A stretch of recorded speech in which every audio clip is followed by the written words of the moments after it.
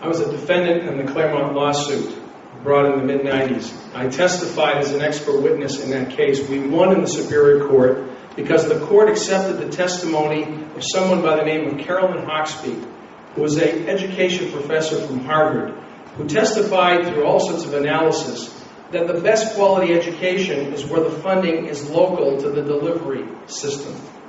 For a lot of people here, that makes common sense.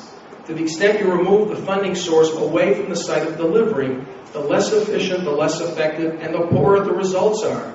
And she looked across the country and could show that New Hampshire had a better outcome because we had local funding of education. And we won in the Superior Court. And then the Supreme Court said, you know what, we're going to read the Constitution a little differently than everybody else has for the last 200 years. And we're going to say it's not a delegable duty at all.